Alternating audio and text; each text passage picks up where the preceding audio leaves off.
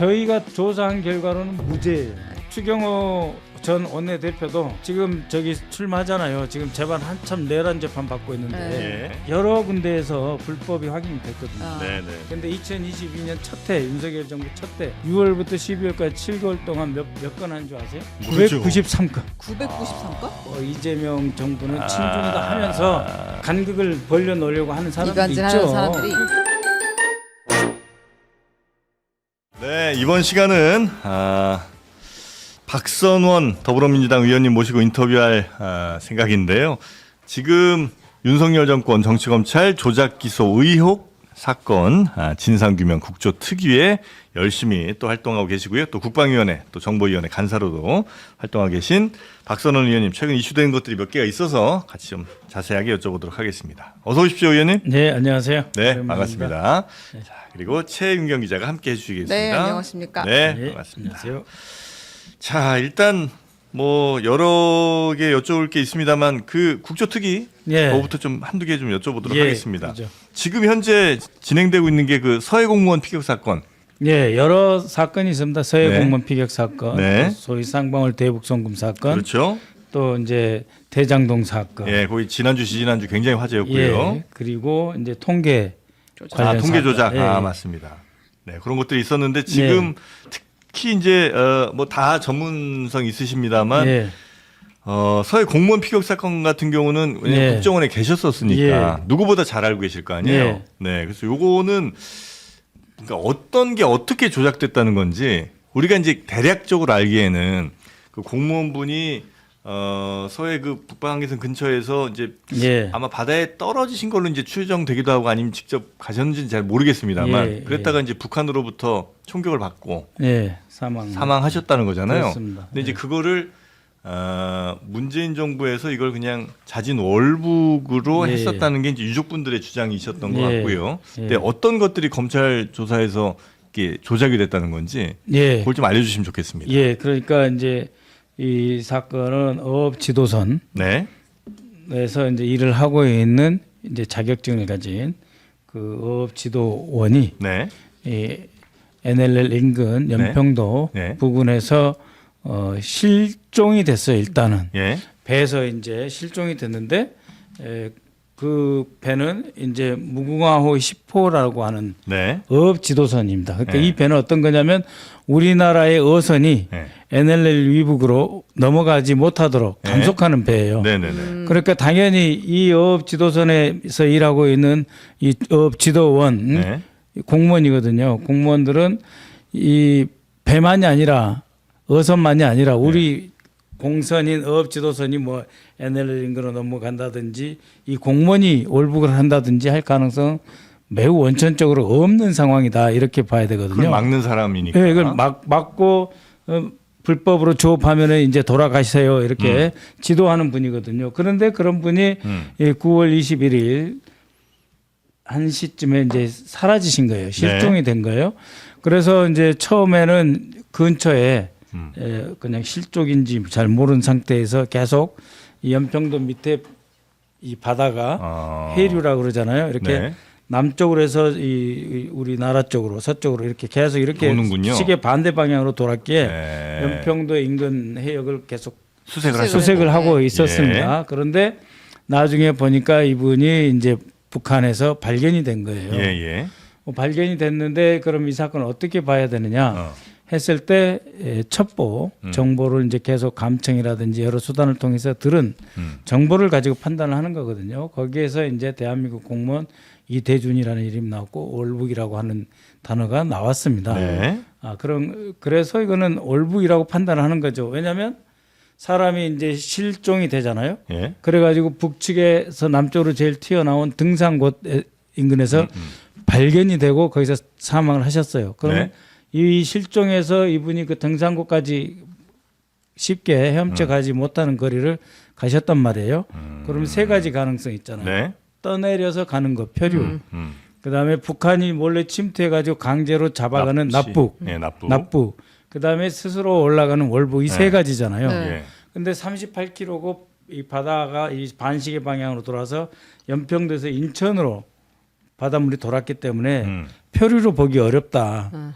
라고 이제 판단한 거죠. 그 저절로 의지를 떠나는 건 가지고 아니- 올라갔을 예, 것이다. 이렇게 의지로 보는 거예요. 가지고 올라갈 것이다 했는데 감청을 해보니까 대한민국 공무원 이재준 그리고 월북이라고 하는 단어가 나왔고 그렇기 때문에 이건 월북으로 판단을 하는 거죠. 해류를 근데 거슬러서 헤엄쳐 가는 거는 가능해요?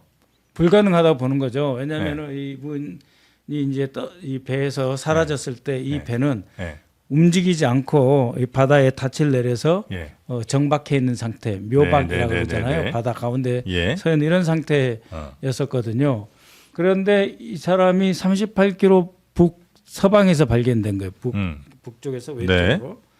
그러고 났는데 주어진 자료 가지고 월북이라고 판단을 했고 사람에 대해서 북한이 잔인하게 살해 행위를 했기 때문에 네. 항의를 했고 그래서 김정은이 유감 표명 사과 편지를 보내서 발표를 했거든요. 네.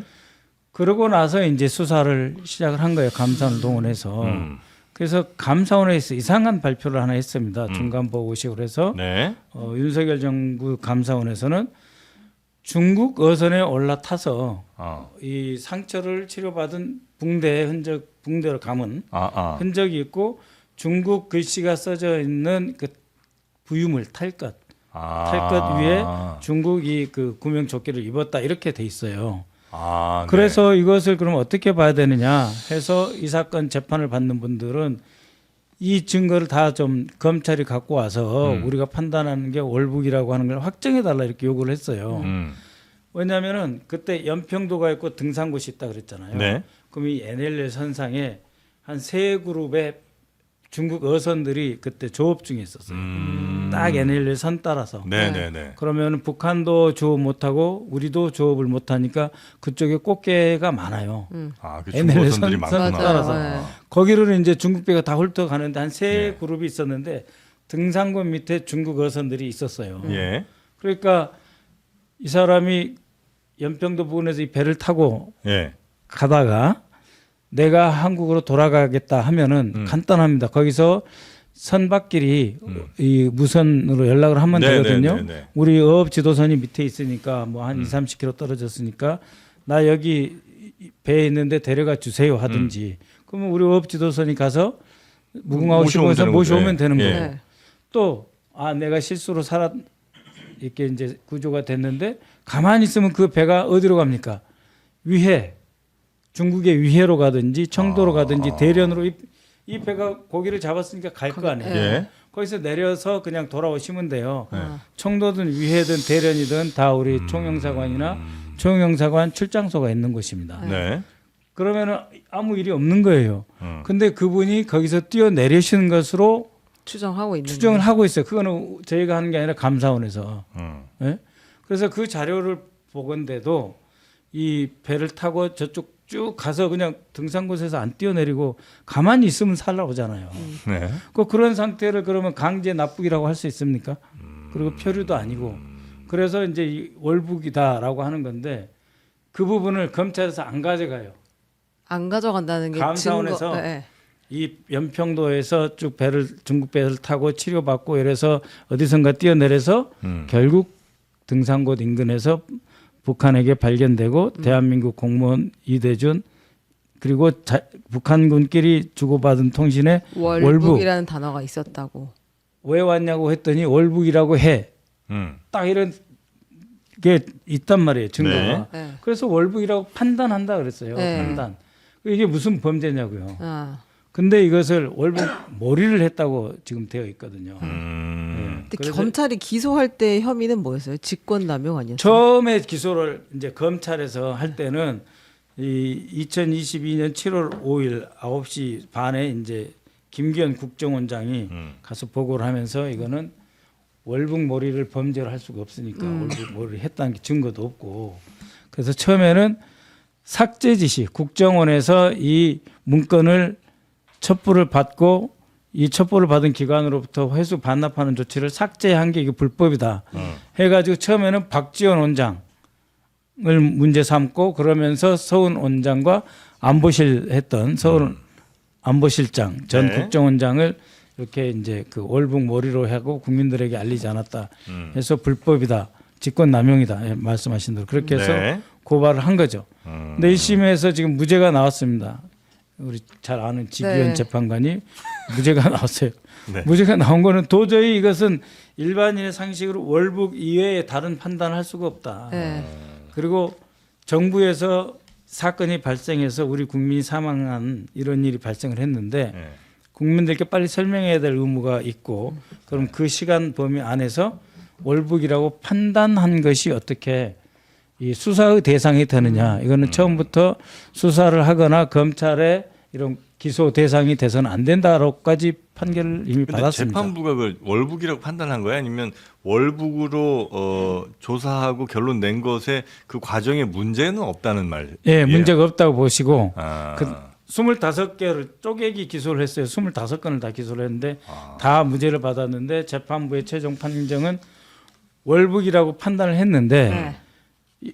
아무리 주어진 정보를 가지고 판단을 재판 법원에서 해봐도 일반인의 관점에서 이게 월북이 아니라고 말할 수가 없다. 지금 나에게 주어진 그때 당시에 국정원이 들은 첩보들이나 예. 이런 각종 보고들을 다 종합했을 때 예. 월북이라고 판단을 하는데 무리가 없었다 이렇게 예, 보는 거예요. 일반인의 그냥 자신들의 판단만이 아니고 네. 우리 일반 국민의 관점에서 보더라도 봤을 때도. 네. 월북의 가능성을 배제한 다른 판단을 하기 어렵다 이렇게 판결을 했거든요. 네. 네. 근데 월북한 사람을 북한은 왜 죽인 거예요, 도대체? 알 이게- 수 없으나. 아니 이게 네. 2020년 예. 20년 1월 달에 이 그 코로나가 코로나, 발생했잖아요. 그래서 이제 저희가 쭉 확인을 해본 거는 2020년 2월에 북한에서 코로나가 발생을 해요. 네. 코로나를 발생을 하니까 특정 동네 사람들 3, 40명 이렇게 모아가지고 거기는 다른 수용시설이 없으니까 2억 원에 넣어놓고 불태워버려요. 사람을요? 불태워버려요. 북한에서요? 예. 그래서 뭐 쭉 북한에서 몇 명의 코로나 환자가 발생했는지 이런 것들은 이제 국제적 관심사잖아요. 쭉 추적을 해보면 3월, 4월 이후로 환자가 없는 것으로 나와요. 그러니까 WHO 이런 데도 환자가 없다고 보고를 하고 환자가 있다는 보고를 안 해요. 네. 예, 그래서 이렇게 격리하고 없애버리는 그러니까는 방식을 취해요. 그래서 이 백신이 없으니까 이 그 전염병이 퍼져 나가는 걸 막을 방법이 없잖아요. 그래서 심지어는 이 우리 마스크 있잖아요. 천으로 만든 네. 마스크. 예. 마스크 사이에다가 이 마늘을 빻아가지고 면역에 좋으라고요? 면역이 좋다고 마늘을 빻아가지고 마스크하고 마스크 사이에 마늘을 넣어가지고 꿰매서 이걸 차고 다니고 그런 상황의 연속성이었다 보시면 돼요. 그래서 네. 그 시기가 2020년 9월쯤이었으니까 아마 이 사람이 오면은 또 이제 위험할 수 혹시 있겠다. 몰라서. 복균자 그렇죠. 그 이제 뭐 여러 가지 첩보를 다 종합을 해서 보면 네. 이 사람이 이제 이 구명 보트 같은 네, 거 네. 자그마한 거 튜브라 예. 그러잖아요. 예. 이걸 타고 이제 배에서 뛰어내려 가지고 그 근처 바다로 이제 등산구 근처로 갔어요. 그러니까 구조를 해서 처음에 예. 북한에서 이렇게 줄을 줘가지고 그 선을 잡고 겨우 따라오잖아요. 그러면은 보통 같으면 이 사람을 자기 배에 끌어올리잖아요. 네. 네. 끌어올리지 않아요. 아, 그럼- 그거는 체크가 된 거예요. 예, 팩트. 끌어오지 않고 계속 물어봐요. 어떻게 처리할 거냐. 아, 그랬더니 일단 두고 봐라. 그러면서 이제 신원을 이제 점검하는 거, 뭐하러 왔냐, 왜 왔냐 이런 거 하고 상부의 지시를 기다려라 뭐 하는 사이에 이 줄이 풀어졌나 봐요. 아. 이 줄이 한번 풀어져서 이렇게 네. 던져가지고 하니까 이 실종되신 분도 좀 지치고 힘드니까 풀어져가지고 이게 살짝 떠내려가는 거예요. 그래서 그걸 다시 잡아와요. 네. 다시 잡아올 때 이제 이 사람들이 그걸 다시 위로 보고를 한 것 같아요. 예. 그러니까 이게 도망갔다고 보고를 했겠죠. 그러니까 이 사람들이 아. 그 코로나 시기에 해가지고 무자비하게 이렇게 구조를 해서 땅 위로 육상으로 이동을 해가지고 신문을 하면 시간이 좀 걸리잖아요. 네. 그런 사이에 이제 우리 정부가 구조해가는 그런 시간을 벌었어야 되는데 이분을 이렇게 배 위라든지 이 땅으로 무트로 이렇게 올려오지를 않아요. 그래놓고 이렇게 사망하게 됐고 그 멀리서 보니까 이제 불빛도 보이고 그래서 이제 그 불행하게 돌아가신 걸로 돼 있어요. 근데 그건 어떻게 파악을 하셨어요? 그런 아주 디테일한 내용들은? 다 종합해서 파악하는 거죠. 아 그래요? 뭐 이런저런 정보를 통해서. 예. 근데 여기서 갑자기 그 국정원이 왜 등판을 하는 거예요? 등판을 왜 하냐면 네. 원래는 우리가 등판할 필요가 없어요. 네. 왜냐하면 이 첩보를 잡은 데가 여러 군데가 있는데 네. 그 중에 대표적인 우리나라의 군 첩보기관, 정보기관이 있습니다. 네. 근데 그것은 국정원하고 협력을 하게 돼 있어요. 그래서 어떤 첩보가 오면 이것에 대한 분석은 국정원이 더 잘하니까 네. 이 정보를 이제 저희 국정원에 제공을 하는데 그러면은 그 첩보기관에서 과학정보 파트로 해서 북한 정보 쪽으로 이게 첩보가 전달이 돼요. 네. 네. 이 전달이 되는데 제가 그때 국정원 기조실장이었습니다. 근데 이게 이 첩보가 제 책상에 하나 올라와 있었어요. 근데 국정원 아무리 기조실장이라도 이것을 볼 수 있는 자격이 없습니다. 저조차도. 그러니까 하다못해 이 전문 분석하는 4급 국정원 직원이나 5급 분석관은 이 정보를 볼 수 있는 권한이 있어요. 승인을 받아가지고. 근데 저는 없는 상태였어요. 그래서 이거 나한테 보내지 말라고 해 하고 저희 보좌관에 지시를 했어요. 밤에. 그 다음날 가니까 또 올라와 있어. 이거 왜 자꾸 올라오냐 해가지고 정무직 회의라 그래가지고 이 차장들하고 비서실장하고 회의를 했어요. 근데 이 사람들이 처음 정무직이 되신 분들이에요. 과학정보 담당 차장도 신설됐고 처음 된 거예요. 그러니까 이분이 분석부서에 많이 줘야 된다 그랬고 많이 보내버린 거예요. 그래서 다 공유해서 최대한 진실을 보겠다. 예, 그래서 이거를 다 회수하고 배포처 통제하고 다시 해라 이렇게 하는 게 어딨냐. 왜냐하면 저는 그 전부터 정무직이었고 이분들은 최근에 한 정무직 된 지가 한 달 정도도 안 돼요. 그래서 다 회수 반납 조치 시켜라 했는데 이걸 삭제로 몰아간 거예요. 근데 이게 이제 국정원에서 그렇게 하고 끝났는데 정권이 바뀌고 나서 예. 이제 이 일이 다시 수사가 시작된 거잖아요. 그러니까는 이 문재인 정부에서도 이걸 수사를 했어요. 해경 수사국에서 수사를 했습니다. 그래서 그 수사국장이 뭐 해군 정보, 그다음에 국정원 정보, 뭐 합참 정보 전부 취합을 하고 또 이분이 일했던 목포에 있는 그쪽 원래 이제 목포에서 올라온 배거든요. 네. 무궁화 10호가 거기까지 다 조사해서 월북으로 판단한다 그랬어요. 네. 그래서 수사를 중간 종결 상태에 있었던 상태예요. 그리고 최종적으로는 끝내지 않은 그런 상태이지만 정부로서는 사건 발생해서 국민이 실종돼서 돌아가셨기 때문에 한 5, 6일 내에 발표를 한 거죠. 네. 그때 그래서 판단한다고 그렇게 이야기를 한 건데 이거를 이제 불법이다 이렇게 말하고 한 거죠. 근데 이제 윤석열 정부, 그러니까 정권 바뀌고 나서는 이 국정원 한번 털고 그래서 결국은 그 화살도 최종 목적지나 하여튼 표적은 문재인 전 대통령이 하고 안보실장, 국정원장. 이렇게 이제 날리기 위해서.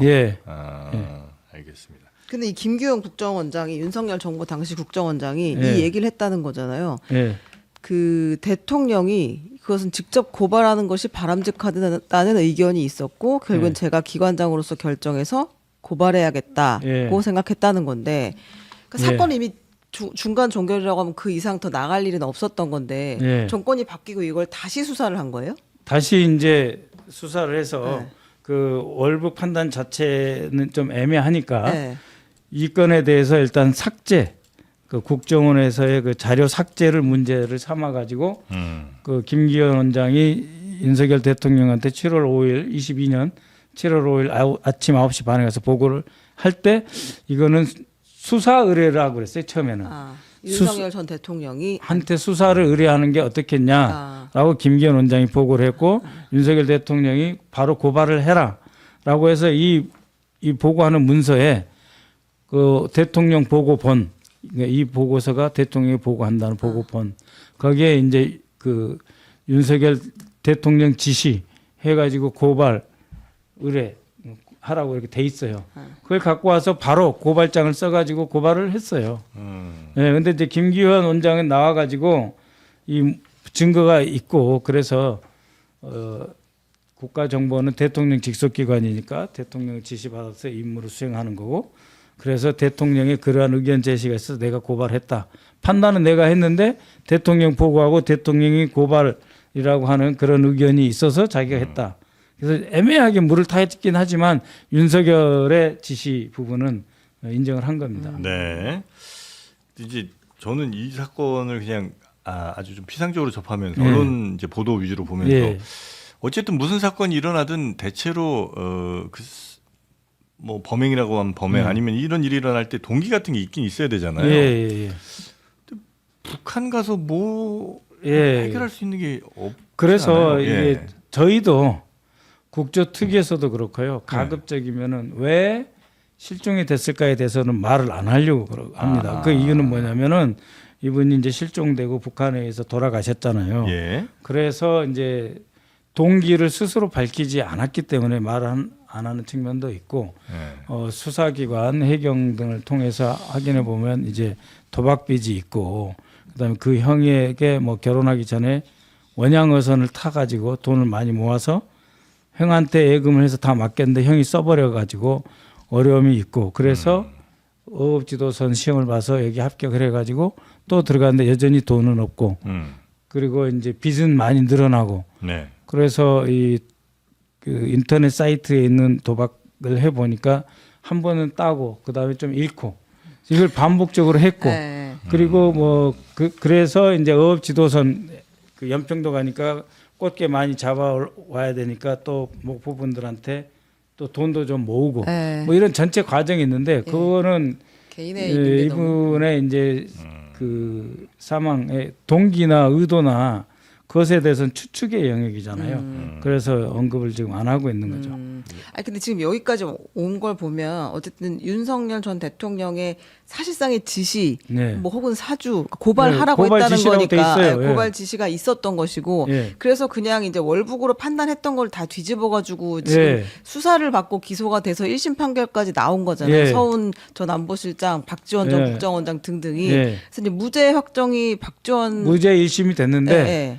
이제 항소를 할 때 검찰에서 이제 박지원 원장님 부분은 다 없애고 거기는 이제 확정이 된 거고 1심에서 예, 무죄 거기서 확정. 끝나고 이제 서훈 원장 부분은 이 사망하신 분의 형 예. 이래진 씨가 또 고발할지도 모르니까 아. 항소를 포기하면은 검찰을 고발할지 모르니까 이건 끝까지 항소를 해야 간다? 되겠다 해서 지금 항소가 되어 있는 상태입니다. 아, 근데 이게 지금 뭐 말씀하신 것처럼 조작 기소라고 한다고 네. 하더라도 재판이 지금 다 되고 있고 예. 결과가 이제 무죄로 나온 거잖아요. 그리고 확정될 확률이 높은데 예. 이걸 그럼 어떻게 이제 하겠다는 말씀이세요? 아니 그러니까 이제 이 과정에서 네.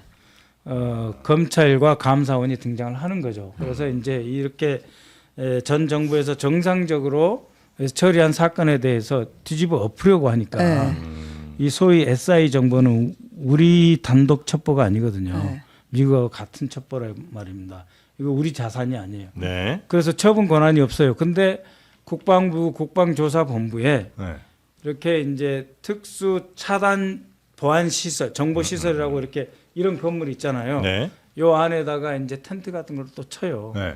그래가지고 이 바깥에 이미 도청 감청 시설이 다 돼 있지만 이 안에 한 번 더 해요. 네네네. 더 해서 여기만 와서 보고 하는 그런 그 공간에 감사원에서 이제 그러한 비밀 취급 인가를 갖지 않은 사람들까지 투입이 돼서 그때 무슨 죄가 있습니까? 이거 감청하신 분들이 감청한 사람들 그대로 적은 것 죄밖에 없잖아요. 네네. 네? 나라를 위해서 그 사람들 보고 왜 이렇게 받아 적었냐?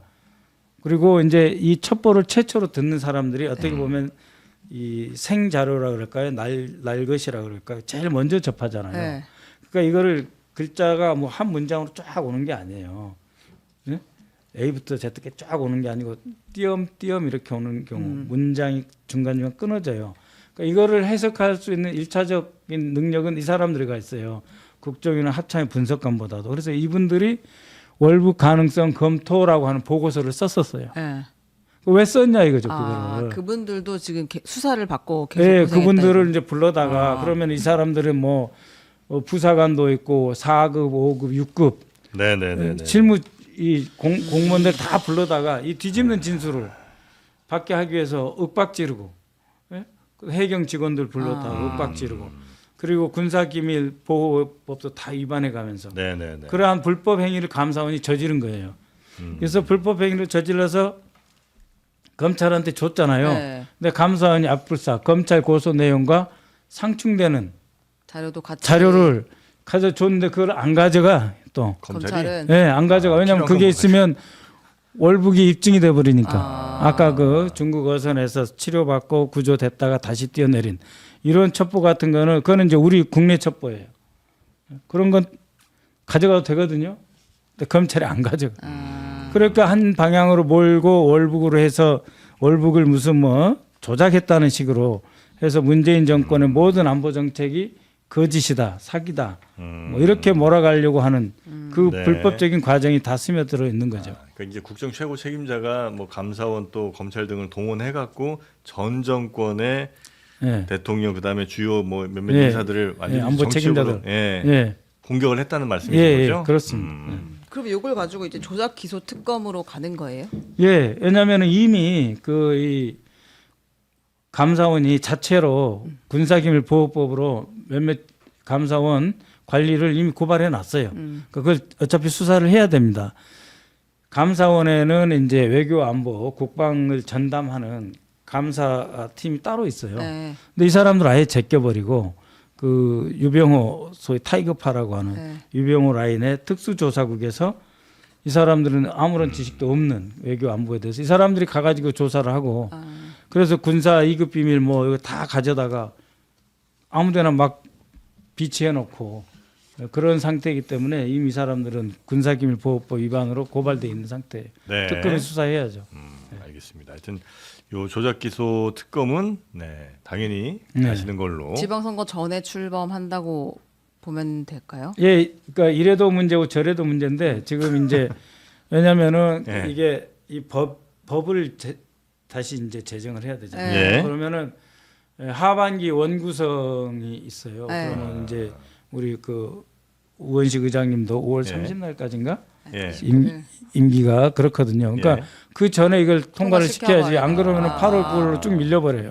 아, 그래서 어쩔 수 없이 조금 급해 보이긴 하더라도 예. 선거 이미 전에. 여러 군데에서 불법이 확인이 됐거든요. 아. 네네네. 뭐 이 사건을 대장동 처리하는데 사건도 그렇고. 문제가 없었는데 이 예. 사건을 가지고 문제가 있었던 것처럼 감사원하고 그다음 국정원의 전직 예. 간부들이 괴롭혔다. 네. 그리고 공무원들에 대해서도 과도하게 뭐 아침 10시에 불러서 그 다음날 새벽 6시에 풀어주고 이게 검찰보다 더한 거예요. 감사원이 그랬다고. 예, 감사원이 그 포렌식 시설이 감사원 안에 있어요. 아, 네. 그럼 데리고 네? 가고 그러면은- 가지고 가서 끝날 때까지 안 내보내주고 이렇게 했던 거군요. 2021년에는 감사원에서 포렌식을 81건 했어요. 1년 동안. 근데 2022년 첫 해 윤석열 정부 첫 해 네. 6월부터 12월까지 7개월 동안 몇 건 한 줄 아세요? 예? 모르죠. 993건. 993건? 그러니까 7개월 동안 이 전 정부 문재인 정부는 1년에 81건을 했고 네. 평균적으로 5년 동안 한 70건 했어요. 근데 여기는 7개월 동안 네. 7개월 동안 993건을 했어요. 아, 그때 감사원이 막 네? 날아다닐 때 좀 엄청 예. 뭔가 문제 제기를 많이 예. 했었죠. 그리고 4급, 5급, 6급 공무원들 불러다가 네 상부가 괴롭히고. 책임이니까 너는 있는 대로 불어라 해놓고 네. 자신이 원하는 쪽으로 이렇게 진술서를 써요. 어. 진술 써서 이제 뭐 새벽 1~2시에 이제 풀어주기 전에 보여주잖아요. 그러면은 못 찾으면 넘어가 버리는 거고 내가 그렇게 말 안 해도 네. 찾아가지고 이건 내가 이렇게 말한 적이 없습니다 하고 삭제를 해도 이건 통계 조작 사건에 나온 건데 삭제를 했어요. 그래서 내 지장까지 찍었어. 네. 근데 검찰에 올라갈 때는 삭제 전께 그냥 가 있어요. 아. 그래서 그 증거로 채택돼 가지고 무슨 문재인 정부가 통계 조작을 했다는 가장 중요한 증거로 활용이 되고 네. 이런 것들이 수도 없이 많다는 거죠. 요 관련해서 주요 수사 대상은 그럼 그 당시 감사원 유병호 라인이었던 타이거 파들이 되겠네요. 그렇죠. 그러면? 아. 예, 왜냐하면은 네. 똑같습니다. 검찰 조작 수사에 강백신 팀이 움직인 것처럼 네. 이 감사원도 이 유병호 유병호 라인들이 밑에 김숙동인가 하는 특별조사국장을 했고 그 몇 사람이 이 사람이 소위 하명 사건을 전담해서 하는 거예요. 네, 네. 그러니까 저도 정권 그때 초기에 공문이 기억나요. 계속 같은 이름들이 네. 오고 그 사람들이 다 특진을 했다고 하더라고요. 유병호 네. 산하에서. 네. 그래서 여기 감사원엔 이 사람들밖에 없어? 라는 질문을 제가 그 사람들을 했었는데. 시키면 네. 진술을 자기 원하는 쪽으로 잘 쳐요. 빼- 내가 빼낸다. 뭐라 물었어. 그래서 대답이 오는데 내가 원하는 답이 아니에요. 상관없어요. 쳐. 쳐가지고 새벽 1-2시에 보여줘요. 이게 다. 아니, 이거 좀 맞지? 그래가지고 넘어가면은 그렇게 네. 진술한 거고. 네. 안 넘어가서 삭제하면은 아. 삭제해서 자기 지장까지 찍어서 뭐 했는데도? 50자 뭐 했는데도 그대로 그냥 진술한 걸로 넘겨버려요. 요즘 같은 시대. 그게 참. 근데 이거 그러니까요. 수사를 좀 지켜봐야겠네. 특검 7-8번씩 부르고. 이 특검이 할 일이 또 많아졌네요. 엄청 많네요. 이제 다른 네. 특검이죠, 이것은 또. 네. 리우 특검. 알겠습니다. 하여튼 오늘 이 특검 네. 얘기도 좀 여쭤보고 당 얘기도 좀 여쭤봐야 돼서 예. 일단 뭐 특검 얘기는 요 정도까지만 예, 여쭤보고 그러시죠. 예. 그 김용 부원장 예. 우리 의원님도 예. 예. 이번에 공천을 좀 해줘야 된다는 의견이신 거예요? 정확히 말하면은 회복과 공천을 지지하는 의원 해서 이제 제가 서명을 했는데 네. 왜 그랬냐면은 김용 전 부원장이 네. 저희가 조사한 결과로는 무죄예요. 예? 그러니까 몇 월 며칠 날 내가 돈을 줬다. 유동규가 김용을 만나서 돈을 줬다. 그 어디서 줬냐? 아파트 1층 입구에서 줬어요. 네. 했다가 아닌 것 같으면 내가 그때 없었어 그러면 5층에서 줬다 그러다가 네. 그것도 아니면은 거기서 한 몇백 미터 떨어진 다른 건물에서 만나서 뭐 6원 무슨 건물인가 거기서 줬다고 이렇게 이야기를 해요. 그래서 증거는 없고 내가 줬다라고 하는 말이 있는데 그 말이 다 다르단 말이에요. 네. 예? 그러면은 판단도 못 해요. 최종적으로 그럼 셋 중에 한 군데서 받았다고 이제 판결을 해야 될 거 아니에요. 네. 셋 중에 어느 장소에서 받았다. 돈을 받았는지 받았다. 특정이 얼마를 안 돼. 줬다. 네. 그것도 없는 상태에서 돈을 받았다고 돼 있는 거예요. 네. 그래서 정말 억울한데 그 시간에 나는 어디 있었습니다. 라고 해서 이제 왜 그 구글에서 네. 이렇게 이제 그 네, 행적 뭐 표시하는 나오죠. 예. 네.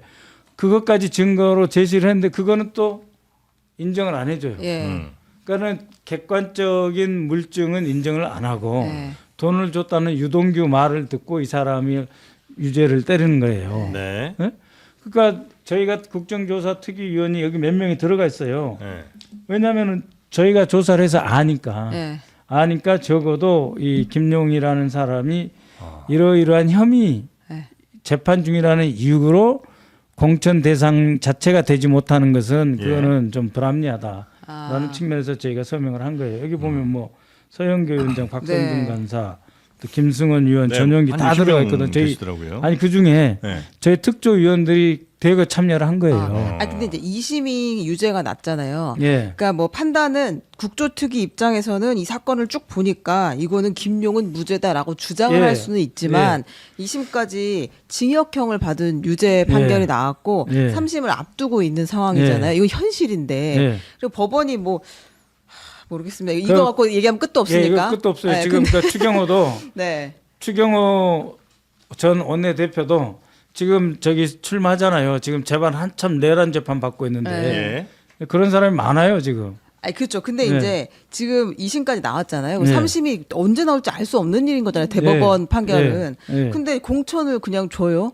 그래서 아니 만약에 됐어요. 근데 바로 대법원 판결이 확정 판결이 나와버려. 그럼 이거 민주당에서 씻을 수 없는, 회복할 수 없는 상처가 되는 거잖아요. 예, 그런 근데 점이 있죠. 일반 유죄가 또 국민들의 받는다면. 입장에서는 일단 예. 지금 뭐 대법원 판결이 나오지 않더라도 예. 아니 끝나고 나오면 되는데 예. 굳이 지금 공천을 달라고 이게 일반 총선도 아니고 예. 보궐인데 예. 이렇게까지 무리하는 이유가 도대체 뭐야라는 이야기를 당연히 하고 아니, 있잖아요. 예. 그 점에 대해서도요. 저는 부인하지 않습니다. 그래서 60명이 됐겠죠.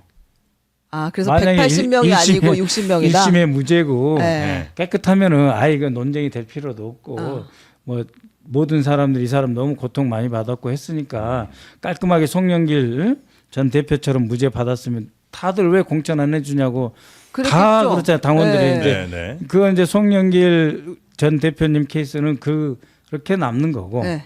그래서 이분에 대해서는 저희 특조위원들은 무죄라고 생각을 해서 이제 이렇게 좀 이렇게 탄원서 비슷하게 의견을 낸 거고 네. 네. 다른 의원님들은 방금 말씀하신 그런 판단도 하고 계시겠죠. 근데 그 국조특위는 거기 계신 분들도 다 정치인이잖아요. 네. 그럼 이 공천이 실제 됐을 때 전체 선거에 미치는 영향을 또 생각하지 않을 수 없을 거 아니에요. 그러니까 이제 저희 국조특위위원들은 네. 우리가 봤을 때 김용은 무죄고 억울하고 조작된 증거로 이렇게 기소된 사람이라고 하는 것을 우리 스스로 확인을 하면서 네. 그런데 유죄받을지도 모르니까 공천 주지 마시오라고 저희가 말하는 거는 적어도 우리 논리에 맞지 국조특위위원 않다. 입장에서는 자기 모순이잖아요. 김용 네, 제 부원장이 입장에서는. 얘기한 것도 그렇게 하면 이제 자기 모순이다. 민주당이 뭐 얘기를 했으니까 아마 예. 그 국조특위 위원분들은 어쩌면 그러실 수는 있겠네요. 예, 더. 저희 입장에서는 이제 중요한 그 여러 조작 기소 중에 하나로 네. 김용을 잡아야 이재명을 잡는다 해가지고 김용을 지금 이렇게 유죄로 해서 몰아가는 거잖아요. 예. 근데 김용이 그러면 만에 하나라도 받아서 그러면 이재명을 주냐? 그것도 아니에요. 그것도 아닌데 이 그 중간 다리로 지금 김용을 이렇게 그 조작 기소를 해서 몰아가고 있고 중요 판단은 대법원에서 남겨놓고 있긴 하지만 우리가 이 사건을 국조특위에서는 들여다봤기 때문에 네. 거기서 무죄라고 판단한 우리로서는 우리 다는 아니고 네. 국조특위 위원들로서는 이분에게 공천을 주세요라고 건의를 하는 거예요.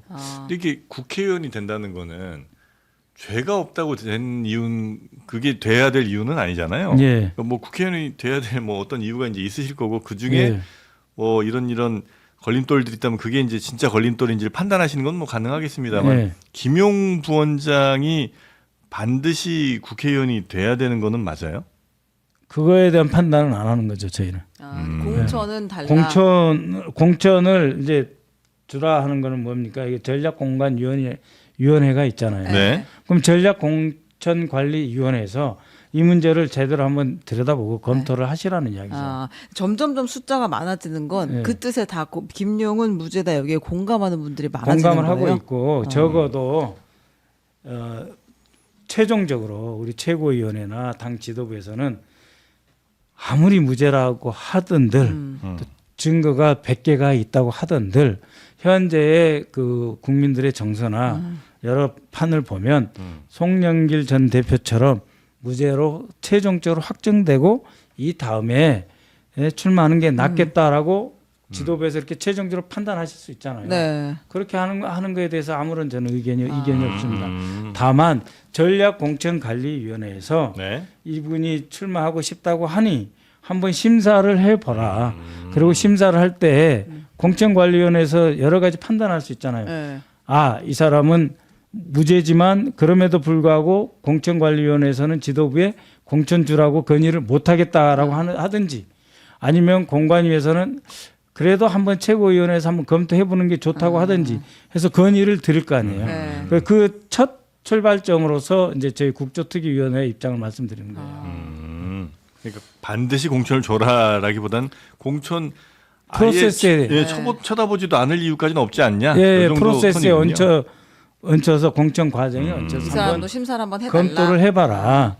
그러니까 아예 김용 안 돼. 뭐 그것도 당 지도부에서 그렇게 결정할 수 있어요. 지금 네. 뭐 한 달 조금 밖에 안 남았는데 이걸로 시간 끌 건 없고 김용 참으시오. 나중에 오세요. 이렇게 결정하실 수도 아니, 있어요. 워낙 이제 또 김용 부원장이 이재명 대통령의 또 측근 또 오랜 인연이 있기도 하고 이렇게 많은 의원들이 상당한 압박이 되긴 하잖아요. 네, 이렇게 하는 게 당 지도부 입장에서도 10명이나 아까 2명 정도가 얘기하는 거랑 60명 넘는 의원이 그렇죠. 이렇게 이야기하는 건 그러니까는 완전히 다른 그림인데. 그러니까 이제 당 지도부에서 이 전체 상황을 판단을 하시겠죠. 그래서 뭐 김용 뭐 전 부원장으로서는 억울한 점도 있고 소명해야 될 것도 많고 또 조작 기소라고 것이 설령 100% 분명하더라도 그러나 아직 이번은 아니다라고 그렇죠. 최고위원회에서 판단한다 그러면 그대로 의미가 있는 거예요. 네. 알겠습니다. 자, 하여튼 김용 부원장 이슈는 요 정도로 왜냐면 또 여기에 이름을 올리셔서 무슨 의미인가 한번 좀 여쭤본 거고요.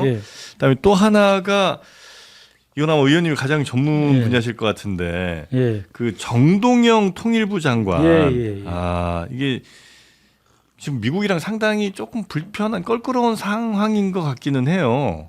맞나요? 아니에요? 제가 설명을 좀 드리면 네. 그러니까 이제 우리 한미 간에는 여러 가지 협력을 하고 있지만 그 중에 정보 협력 제일 중요합니다. 정보 협력은 여러 가지 수단을 동원하거든요. 그래서 영상 신호 정보를 비롯해서 여러 휴민트 등 여러 가지로 한미 간의 정보 협력을 합니다. 이 중에서 지금 이 문제가 되는 정동영 장관님의 발언과 문제가 되는 거는 이제 영상 정보예요. 네. 네. 그리고 신호 정보는 아까 말씀드린 감청 이런 것도 신호 정보고. 근데 지금 미국의 입장에서 보면은 우크라이나에서 전쟁도 미국이 관여해야 되고 직접 관여는 아니지만 어쨌든 그다음에 이제 이란에서 전쟁이 일어나 있고 중동 곳곳에서 전쟁이 있잖아요. 네네네. 그러면 여러분 한번 생각을 해 봅시다. 미국이 가용할 수 있는 위성이 있어요. 첩보 위성이 있어요. 그럼 어디다 투입하겠어요? 어디다가 투입하냐고. 일단 현재 벌어지고 있는 곳에다 투입하겠죠. 그렇죠. 그러니까는 지구가 있으면 대체적으로 돌아가는데 뭐 평균적으로 보면은 우리 한반도 상공은 뭐 하루에 24시간 중에 3번, 8시간 한 번 돌아간다. 근데 이제 북한이 미사일이나 뭐 핵실험 할 것 같으면은 조금 늘려요. 그래서 4번 돌아가게. 그럼 6시간마다 한 번씩 보잖아요. 네. 네? 네. 그러니까 8시간에 한 번 본 것을 6시간에 한 번 보잖아요. 그러면은 한번 생각해 보세요. 6시간마다 한 번씩 돌 때는 영상이 많겠어요, 적겠어요? 8시간 돌아갈 때보다 많을 거 아니에요. 네. 그죠? 그러면 네. 이렇게 뭐 몇 장이 와요.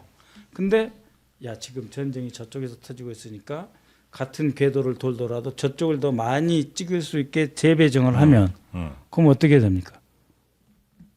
그럼 우리 쪽으로는 정보가 좀 들어오고. 줄죠. 예.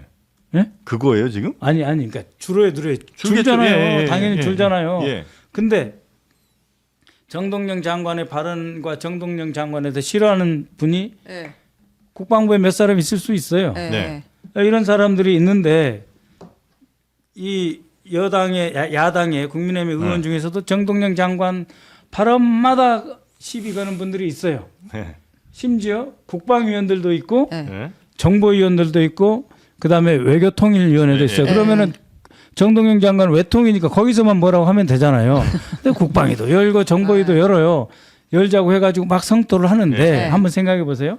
정동영 장관이 싫어요. 그래서 저 발언이 자기가 보기에는 미국이 안 기분 좋아할 것 나빴을 같아. 네. 그래서 이제 국방부 내는 한번 물어봐요. 야, 네. 요새 한미 관계 안 좋지. 정동영 장관 발언에 대해서 뭐 없어? 네. 네. 없어요. 아이 좀 찾아봐. 아, 긁어부스럼이다 지금 내부에서. 찾아 보니까 네. 아니 뭐 쫄은 것 같아. 그거를 연결한 거예요. 아니 근데 제가 왜 이 질문을 굳이 드리냐면 네. 위성락 실장이 이야기를 했잖아요. 네. 공식적으로. 네. 그러니까 정동영 장관은 아마 오픈 소스를 통해서 이걸 취득한 걸 얘기했을 뿐이다라고 얘기하고 있고 미국은 자기들이 준 정보가 흘러간 거라고 생각하는 것 같다. 그러니까 그래서 우리가 상황을 명확하게 정리해서 단기간에 수습하려고 한다. 이 말은 어쨌든 그 수습할 만한 말을 상황이 하면 있었다는 이야기잖아요. 뭐 유성락 안보실장이 우리 정부의 최고 안보사령탑이니까 이런 말 하면 안 될지 모르지만 그런 말도 하면 안 돼요. 아, 이 브리핑도 부적절했다. 아. 한미 간에는 뭐가 오픈소스고 뭐가 이런 말도 하면 안 돼요. 아. 그냥 그래서 저한테도 많은 기자들이 물어보는데요. 네. 저는 아는 것도 없고 답변할 게 없다고 이렇게 대답을 하거든요. 답변하면 안 돼요. 다만 그러한 정황, 위성 정보 양이 지금 줄어들 시즌이에요. 아. 그럴 시즌에 이런 것이 튀어나왔는데 그러면은 그냥 당하고 사는 게 정부 여당의 요식이를 진짜 보낸다. 예, 참고. 왜냐하면 이거를 제가 이제 이 정보 쪽에서 일을 해서 그런지는 모르지만 네. 그거는 오픈 소스고요. 이건 오픈 소스 아니고요. 이건 어떻게 말하는 것 자체가 보안이에요. 아. 예, 그러니까는 이런 말 자체도 할 필요가 없어요. 아. 다만 어느 쪽에서 전쟁이 터지고 어느 쪽에 전쟁이 안 일어났을 때 네. 이거를 재배정을 하거나 아니면은 조금 더 내려서 찍거나 여러 가지 위성이 똑같은 높이에 똑같은 속도로 돌지만 어쩔 땐 더 낮춰서 찍는 경우도 있어요. 또 네. 정밀하게 보기 위해서. 그러면 낮춰서 찍잖아요. 그러면 또 장수가 줄어요.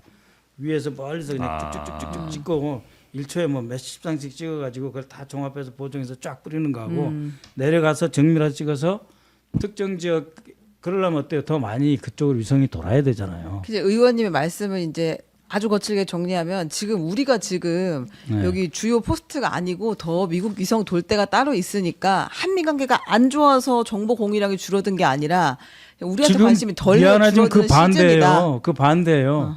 그러니까는 미국의 시선이 어느 한쪽으로 쏠릴 때 네. 우리가 제공하는 정보의 가치가 더 커요. 아, 우리가 미국에게 주는 것이 더 그럼요. 크다. 그러니까 미국이 100% 만족하고 있어요. 한미 간에 아. 정보 협력의 총량과 수준 이런 것에 있어서 네.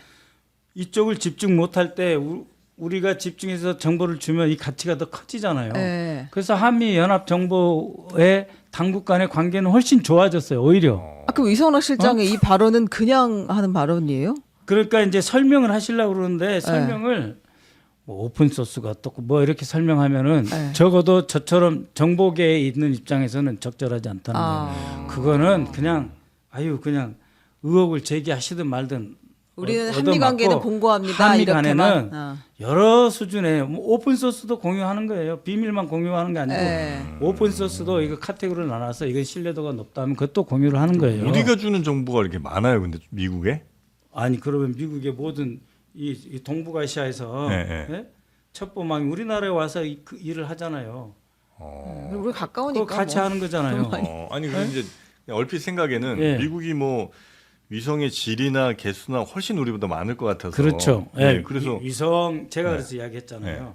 정보는 여러 종류가 있다. 예. 영상 정보도 있고 신호 정보도 있고 예. 휴미트 정보도 있고 전체를 한미 간에는 긴밀하게 주고 받는다. 그런데 지금 문제가 된 건 영상 정보잖아요.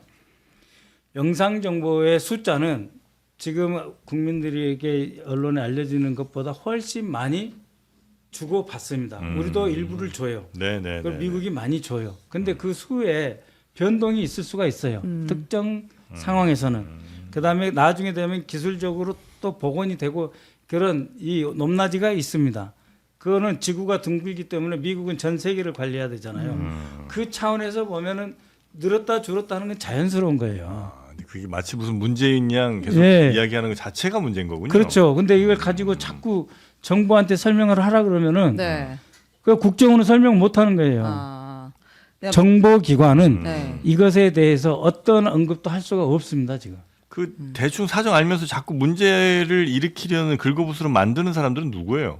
아니 그러니까 한미 관계가 좋다 그러는데 안 좋길 바라는 분들이 있죠. 한미 관계. 그 안보 실장은 아닐 거 아니에요. 우린 다른 안보 말은 실장 사실 잘 안 아니죠. 믿어요. 근데 위성락 실장이 얘기를 하니까 지금 뭔가 이상한가? 그러니까 적어도 이제 그 위성락 실장이 말한 것은 당연히 한미 연합 정보의 어떤 그 같이 함께 일하는 과정에서 나온 어떤 정보가 나가지는 않는다. 절대로 이거는 타이트하게 잘 지켜줬다.